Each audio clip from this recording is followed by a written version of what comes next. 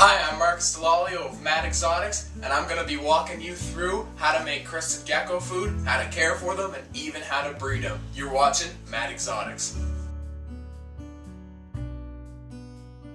For starters, what I'm going to be going over is the diet. Now, this is the T-Rex crested gecko diet, and this is 8 ounces of it. Not really anymore because I've been using it. What I used to use was the Reptile diet, and I'm not bashing that in any way. I actually love it because it's actually less expensive than the T-Rex diet, and you get more of it. So Reptile is the way to go for diet. What you do with this diet, and what I'm using right now to measure it out, is a half a tablespoon. You mix it, 1 part of the diet, 2 parts water. So right now I have a tablespoon in there, so I would use 2 tablespoons to mix it with. Just make sure the water is nice and cool. You don't want hot water to mix this up with because you don't want to hurt your geckos. You just put it underneath there like that. And since there's 5 half tablespoons in there, I'm going to put 10 half tablespoons of water, or 5 full tablespoons. Just mix it up.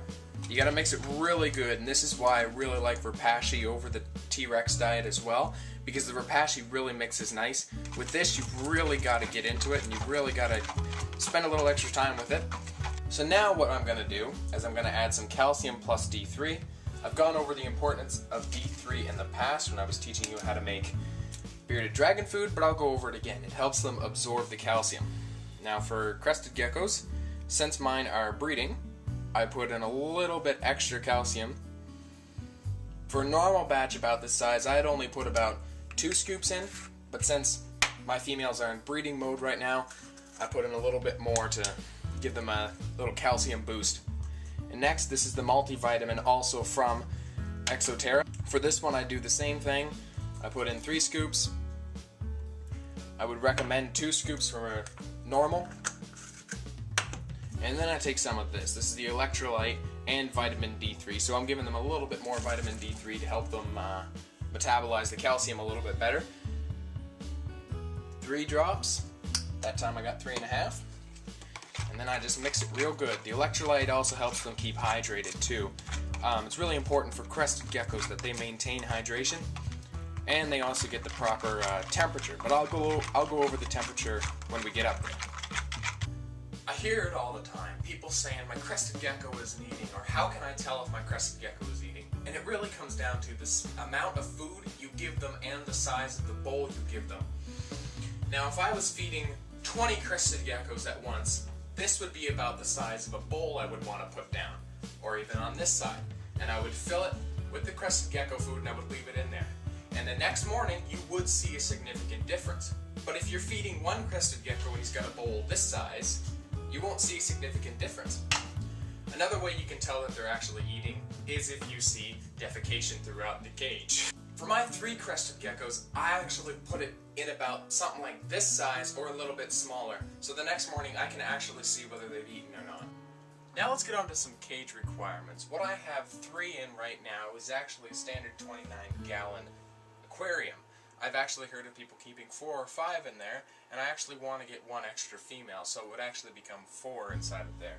So 3 and 4, in my opinion, are the best amount of geckos inside of a 29-gallon. Over here on this side, we have the lay box, which, because this is breeding season, basically all year is breeding season for crested geckos, all you really need to do is throw a male and a female together and you'll get eggs. There's the lay box over there, and I actually fill it with the plantation soil from Exoterra is what they call it, and I put a little bit inside of there. Now this Tupperware container has got a lot of holes in it, and the reason there's so many holes in it is to get proper ventilation in there. I don't want any mold on the eggs or in the gecko's lungs. So we'll continue on. On the substrate I used to use, and you can see where it's stained on the glass, I used to use cocoa husk from Exoterra as well. But I've stopped using that because I found that it's just too expensive. I just used too much of it. Cleaned it all out, put another one in. I mean, that's like 30 bucks because I'm in Canada. So what I use on the bottom, just your regular everyday Bounty. So I put about 1, 2, 3, 4, 5 sheets of Selecticize on the bottom, all still together, and I put 2 rows of that on the bottom. So I just pile them up on top of each other. And in the middle here you can can see the 2 food dishes, and actually the geckos ate quite a bit last night because when I first put them in there, they were actually at a meniscus level. There's actually a little bubble on top, and now it's about halfway done. This one's almost done, and that's really good. That's another one of the things that I was talking about downstairs with how you can tell whether your crested gecko is eating or not.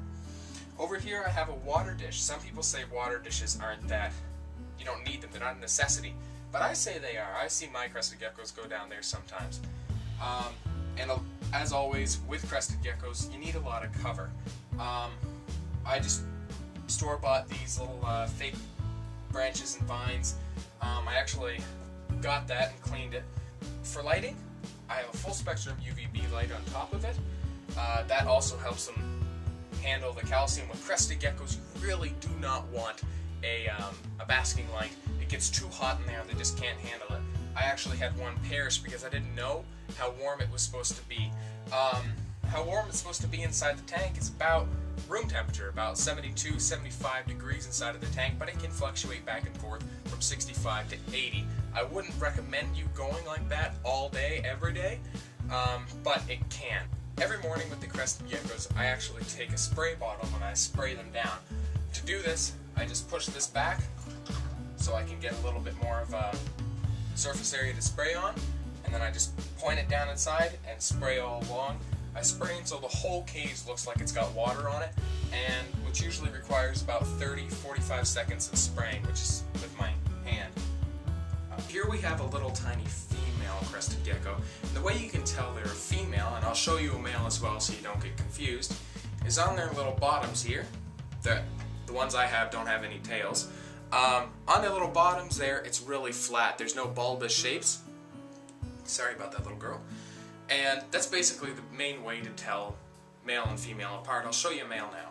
His name is Diablo because the first day I got him, he actually tried to bite me, so I call him the little devil. Anyways, the way you can tell that little Diablo is a male, and also he's really squirmy. So, the way you can tell he's a male or not is if you look down there, it's kind of bulbous. Once again, he doesn't have a tail. It's kind of bulbous. Those are actually hemipenal bulges. That's where he keeps the junk up inside his trunk. This is the ZoomEd Reptibator. This is a very affordable reptile incubator that pretty much anybody can pick up at a local pet store. So, in here, I actually have 2 clutches of crested gecko eggs. Now we're going to go on to the debated topic of what to use as the medium, the bedding medium for the eggs.